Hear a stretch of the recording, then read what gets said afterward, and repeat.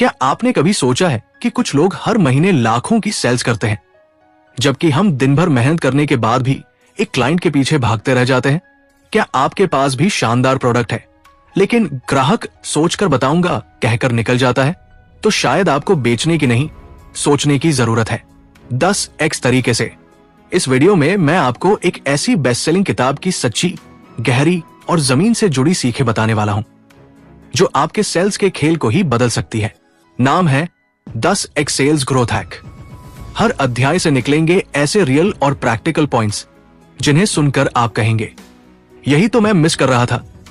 तो चलिए शुरू करते हैं वो सफर जहां सोच बदलेगी और सेल्स अपने आप बढ़ेगी। अध्याय 1, सोच बदलो, बिक्री बदल जाएगी। अध्याय की शुरुआत इस विचार से होती है कि ज्यादातर सेल्स पर्सन अपनी सोच की सीमाओं के कारण बड़ी सफलता हासिल नहीं कर पाते। लेखक बताते हैं कि जब तक हमारी सोच सीमित है, तब तक हमारी बिक्री भी सीमित ही रहेगी। अगर हम 10x रिजल्ट चाहते हैं, तो हमें अपनी मानसिकता को भी उसी स्तर पर ले जाना होगा। सोच का स्तर ही हमारी रणनीतियों, मेहनत और विश्वास को आकार देता है। लेखक एक उदाहरण देते हैं। 2 सेल्स एजेंट एक ही प्रोडक्ट बेचते हैं। पहला दिन में 10 लोगों से बात करता है और कहता है कि इतना ही काफी है। दूसरा 100 कॉल करता है और सोचता है कि अगर 90 लोग मना करें तो भी 10 कहेंगे। यही है 10x माइंडसेट। ये सिर्फ मेहनत नहीं, सोच का विस्तार है। बड़ा सोचो, बड़ा करो। इसके बाद लेखक बताते हैं कि बड़ा लक्ष्य रखने से ही बड़ा एक्शन आता है। अगर आप हर महीने 50,000 रुपए कमाने का सोचते हैं, तो आपका दिमाग उसी के अनुसार सीमित विकल्प खोजेगा। लेकिन अगर आप 5 लाख रुपए का लक्ष्य रखते हैं, तो आपकी रणनीति, टाइम मैनेजमेंट, लीड जनरेशन सब कुछ एक नए स्तर पर काम करेगा। लक्ष्य का आकार ही आपकी योजना और प्रयासों की दिशा तय करता है। सेल्स में सफलता का सबसे बड़ा हथियार है आत्मविश्वास। ये आत्मविश्वास तब आता है जब आप अपने काम और अपनी वैल्यू में भरोसा रखते हैं। लेखक बताते हैं कि अगर आपको ये डर है कि ग्राहक ना कहेगा, तो आप खुद ही कमजोर प्रस्ताव पेश करेंगे। लेकिन अगर आप मानते हैं कि आप एक बेहतरीन समाधान बेच रहे हैं, तो आपकी आवाज, आपकी बॉडी लैंग्वेज और शब्दों में मजबूती होगी, और यही मजबूती बिक्री तय करती है। अध्याय में एक अभ्यास भी दिया गया है। खुद से रोज एक ही सवाल पूछिए, अगर मुझे अगले 30 दिनों में अपनी बिक्री 10 गुना बढ़ानी हो, तो मैं क्या अलग कर सकता हूं? इस सवाल से आपका दिमाग सीमाओं को तोड़ना शुरू कर देता है और नए आइडिया, नए तरीकों की तलाश में लग जाता है। ये अध्याय पूरी तरह इस बात पर केंद्रित है कि असली गेम बाहरी नहीं, भीतरी है। जब सोच बड़ी होगी, तो एक्शन अपने आप बड़ा होगा, और तब जाकर बिक्री 10x की दिशा में बढ़ेगी। वीडियो में आगे बढ़ने से पहले आपको एक ईबुक के बारे में बताना चाहता हूं, जिसमें सेल्स करने का पूरा रोड मैप दिया है, जिसको फॉलो करके सेल्स के फील्ड में कोई भी सफलता पा सकता है। इस ईबुक का प्राइस सिर्फ 99 रुपए है, जिसका लिंक वीडियो के डिस्क्रिप्शन में दिया है, तो चेक जरूर करना। ये ईबुक नए और पुराने सभी सेल्स पर्सन के लिए वरदान है। अब बढ़ते हैं वीडियो की तरफ। अध्याय 2, ग्राहक की सोच को समझो, बिक्री आसान हो जाएगी। इस अध्याय में लेखक इस मूलभूत लेकिन बेहद असरदार सिद्धांत पर ध्यान केंद्रित करते हैं। अगर आप ग्राहक को गहराई से समझ सकते हैं, तो आप उसे बेच भी सकते हैं। ज्यादातर सेल्स पर्सन उत्पाद बेचने पर ध्यान देते हैं, लेकिन ग्राहक को उसकी जरूरत, उसकी समस्या और उसके नजरिए से नहीं देखते। लेखक समझाते हैं कि ग्राहक किसी प्रोडक्ट को नहीं, समाधान, सॉल्यूशन को खरीदता है। अगर आप ग्राहक की समस्या को शब्दों में बयान कर सकते हैं, तो ग्राहक को लगेगा कि ये इंसान मुझे समझता है। उदाहरण के तौर पर, अगर आप एक हेल्थ सप्लीमेंट बेच रहे हैं, तो ग्राहक को केवल इसके गुण नहीं बताएं, बल्कि ये बताएं कि क्या आप थकावट से परेशान रहते हैं? क्या आप सुबह उठते ही ऊर्जाहीन महसूस करते हैं? जब आप ग्राहक की भाषा बोलते हैं, तो वो सुनने लगता है। अध्याय में लेखक ग्राहक की सोच को समझने के 3 स्तर बताते हैं। 1, व्हाट दे वांट, वे क्या चाहते हैं। 2, व्हाट दे फियर, उन्हें क्या डर लगता है। 3, व्हाट दे वैल्यू, वे किस चीज को महत्व देते हैं। जब तक आप इन 3 चीजों को स्पष्ट रूप से नहीं जानते, तब तक आपकी बिक्री सधी रहेगी। एक अच्छा सेल्स पर्सन ग्राहक से सवाल पूछता है, आप किस समस्या को हल करना चाहते हैं? इससे पहले आपने क्या ट्राई किया? क्या बात आपको सबसे ज्यादा परेशान करती है? ये सवाल ग्राहक के मन के दरवाजे खोलते हैं। इस अध्याय में लेखक एक और जरूरी चीज पर जोर देते हैं। लोग तर्क से नहीं, भावना से खरीदते हैं। यानी अगर आप सिर्फ फीचर्स गिनाएंगे तो ग्राहक सोच में पड़ जाएगा, लेकिन अगर आप उसके दर्द को समझकर भावनात्मक रूप से जुड़ेंगे तो वो जल्दी निर्णय लेगा। जैसे इस सॉफ्टवेयर से आप महीने में 10 घंटे बचा सकते हैं, वो समय अपने परिवार को दीजिए। ये एक भावना है, सिर्फ सुविधा नहीं। लेखक एक आसान फॉर्मूला भी साझा करते हैं, प्रॉब्लम इमोशन सॉल्यूशन। यानी पहले समस्या को समझो, फिर उस समस्या से जुड़ी भावना को पहचानो और फिर अपना समाधान पेश करो। लेखक बार बार याद दिलाते हैं, ग्राहक को बेचना बंद कीजिए, उसे समझना शुरू कीजिए। जब ग्राहक को लगेगा कि आप उसकी सच्ची मदद करना चाहते हैं तो भरोसा बनेगा, और जहां भरोसा है वहां बिक्री अपने आप होती है। अध्याय 3, भरोसा बेचो, प्रोडक्ट अपने आप बिकेगा। इस अध्याय में लेखक बताते हैं कि आज के दौर में ग्राहक जानकारी से भरा हुआ है लेकिन भरोसे से खाली है। वो 100 बार सोचेगा कि आपका प्रोडक्ट सही है या नहीं, लेकिन अगर उसे आप पर भरोसा हो गया तो वो निर्णय तुरंत ले लेगा। इसलिए सेल्स की असली कुंजी सिर्फ प्रोडक्ट नहीं बल्कि विश्वास, ट्रस्ट है। लेखक साफ कहते हैं, आज के ग्राहक को बेचना नहीं है, विश्वास दिलाना है। जब ग्राहक देखता है कि आप उसे जल्दी जल्दी कुछ बेचने की कोशिश कर रहे हैं तो वो सतर्क हो जाता है, लेकिन जब वो महसूस करता है कि आप उसकी जरूरत समझते हैं और बिना किसी दबाव के उसे सही जानकारी दे रहे हैं तो वहीं से विश्वास बनना शुरू होता है। अध्याय में कई व्यवहारिक, प्रैक्टिकल तरीके बताए गए हैं जिनसे आप ग्राहक का भरोसा जीत सकते हैं। 1, ईमानदारी से कमियों को बताइए। अगर आपके प्रोडक्ट की कोई सीमा है तो उसे छिपाइए मत। ग्राहक तब चौंकता है जब उसे बाद में पता चलता है कि कुछ जानकारी छिपाई गई थी। अगर आप शुरुआत में ही साफ कर देते हैं, ये सॉल्यूशन उन लोगों के लिए नहीं है जो एक्स चाहते हैं, तो ग्राहक को लगता है कि आप ईमानदार हैं। 2, सोशल प्रूफ दिखाइए। लोग वही चीज खरीदते हैं जिसे और लोग खरीद चुके हैं।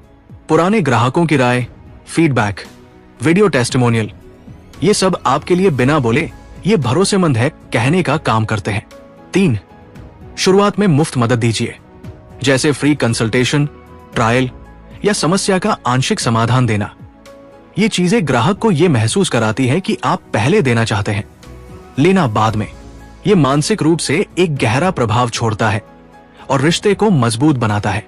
4, हर बातचीत में विश्वास के बीज बोइए। सिर्फ एक बार भरोसा जीतना काफी नहीं।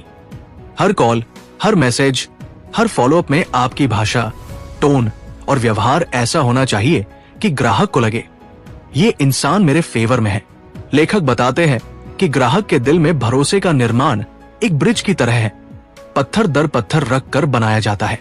एक झूठ, एक ओवर प्रॉमिस, एक गलत दावा और वो पुल टूट सकता है। इसीलिए सफल सेल्स पर्सन वह है जो भरोसा बेचता है, दबाव नहीं।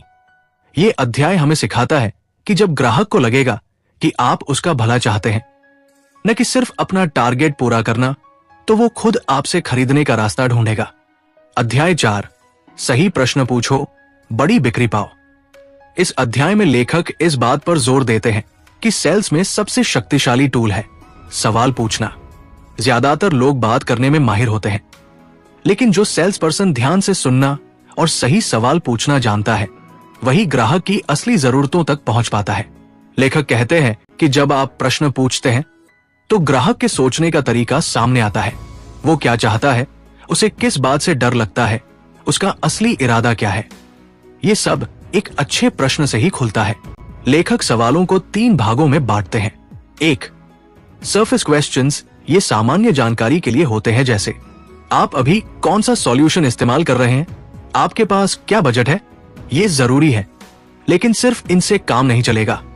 2, डीप नीड क्वेश्चंस, ये वो सवाल है जो ग्राहक को खुद भी सोचने पर मजबूर करते हैं। इस समस्या का असर आपके बिजनेस पर क्या पड़ रहा है, अगर ये समस्या 6 महीने और बनी रही तो क्या हो सकता है। ऐसे सवाल ग्राहक के मन में जागरूकता लाते हैं और उन्हें एहसास दिलाते हैं कि समाधान की कितनी जरूरत है। 3, इमोशनल ट्रिगर क्वेश्चंस, ये सवाल ग्राहक के दिल तक पहुंचते हैं। जब आप ये समस्या झेलते हैं तो कैसा महसूस होता है? इस सॉल्यूशन से आपके लिए सबसे बड़ी राहत क्या होगी? जब आप ग्राहक से ऐसे सवाल करते हैं तो वो आपसे भावनात्मक रूप से जुड़ता है और वहीं से भरोसे की गहराई बनती है। इस अध्याय में लेखक एक बड़ा सच बताते हैं, जो ज्यादा बोलता है वो बेच नहीं पाता। ग्राहक को बोलने दो, उसे खुलने दो। जब वो अपनी जुबानी अपनी समस्या बताएगा तभी वो अंदर से तैयार होगा समाधान को अपनाने के लिए। लेखक एक बहुत प्रैक्टिकल अभ्यास भी देते हैं। हर मीटिंग से पहले कम से कम 5 असरदार प्रश्नों की सूची बनाएं और ये तय करें कि आपको जवाब सिर्फ सुनना नहीं है, महसूस भी करना है। लेखक एक चेतावनी भी देते हैं। कई बार सेल्स पर्सन सवाल तो पूछते हैं लेकिन ग्राहक का जवाब सुने बिना अगला स्क्रिप्टेड डायलॉग मार देते हैं। ये रणनीति नहीं, गलती है। सही सेल्स पर्सन वही है जो हर जवाब के पीछे छुपे असली अर्थ को समझता है। इस अध्याय में मुख्य संदेश यही है, बेहतर सवालों से ही बड़ी समस्याएं खुलती है और जहां बड़ी समस्या समझ आती है वही बड़ी बिक्री होती है। अध्याय 5, फॉलोअप, असली बिक्री वही छुपी होती है। इस अध्याय में लेखक उस हिस्से पर रोशनी डालते हैं जिसे ज्यादातर सेल्स पर्सन नजरअंदाज कर देते हैं, फॉलोअप। ज्यादातर लोग सोचते हैं कि ग्राहक ने अगर तुरंत हाँ नहीं कहा तो वो ना है, लेकिन लेखक कहते हैं कि असली बिक्री वहीं से शुरू होती है जहां पहली बातचीत खत्म होती है। लेखक बताते हैं कि 80% सेल्स 5वीं से 7वीं बातचीत के बाद होती है, लेकिन 90% सेल्स पर्सन 1 या 2 बार कोशिश करके ही हार मान लेते हैं। ये आंकड़ा दिखाता है कि ज्यादातर लोग बस शुरुआत करते हैं, कंसिस्टेंसी नहीं रखते। फॉलोअप का मतलब परेशान करना नहीं होता। लेखक बताते हैं कि फॉलोअप का सही तरीका होता है वैल्यू देना, याद दिलाना, दबाव नहीं डालना। अगर आप हर बार सिर्फ यही कहते हैं कि क्या आपने फैसला किया, तो ग्राहक चिढ़ जाएगा। लेकिन अगर आप हर बार कुछ नया, उपयोगी या सहायक जानकारी साझा करते हैं, जैसे कि कोई नया केस स्टडी, ग्राहक का सवालों का उत्तर या उसका कोई संदेह दूर करना, तो वो इसे मदद की तरह देखेगा। फॉलोअप स्ट्रैटेजी 3 चरण। 1, नरम याद दिलाना, सॉफ्ट रिमाइंडर। 2 से 3 दिन बाद एक मैसेज, पिछली बातचीत बहुत बढ़िया रही, जैसा आपने कहा था, आप सोच रहे थे, कोई और सवाल हो तो मैं यही हूं। 2, वैल्यू जोड़ना, ऐड वैल्यू। 1 हफ्ते बाद, मैंने सोचा ये छोटा सा गाइड या वीडियो आपके निर्णय में मदद कर सकता है। जब आप बिना मांगे कुछ उपयोगी चीज भेजते हैं तो भरोसा बनता है। 3, संकट का बोध, सेंस ऑफ अर्जेंसी। तीसरे फॉलोअप में ग्राहक को हल्का सा मिस आउट महसूस कराना। ये ऑफर इस हफ्ते तक ही है, उसके बाद प्राइस बदल सकता है। लेकिन लेखक चेतावनी देते हैं, डर पैदा करके नहीं, ईमानदारी से सूचना देकर ये करें। लेखक समझाते हैं कि फॉलोअप एक भावना से नहीं, एक सिस्टम से किया जाना चाहिए। हर लीड के लिए CRM या किसी ट्रैकर में रिमाइंडर सेट करें। हर दिन ये तय हो कि किन लोगों को फॉलोअप करना है और किस स्टेज पर वे हैं। एक सेल्स पर्सन ने लेखक को बताया कि उसने एक ग्राहक को 11 बार फॉलोअप किया, हर बार नई जानकारी या समाधान के साथ, और 12वीं बार ग्राहक ने 5 लाख रुपए का ऑर्डर प्लेस किया। अगर वो 5वीं बार रुक जाता तो ये सौदा कभी नहीं होता। लेखक ये भी कहते हैं, हर बार जब आप फॉलोअप करते हैं तो आप खुद को ग्राहक की याद में जिंदा रखते हैं और जब निर्णय का समय आएगा वो सबसे पहले आपको याद करेगा। अगर आपको ये समरी पसंद आई हो और आप चाहते हैं कि ऐसी ही दमदार, सोच बदल देने वाली किताबों का सार हर हफ्ते आपके पास पहुंचे, तो अभी सब्सक्राइब कीजिए। ये सिर्फ एक YouTube चैनल नहीं, ये एक सफर है उन किताबों का जो आपके सोचने, समझने और करने के तरीके को बदल देंगी।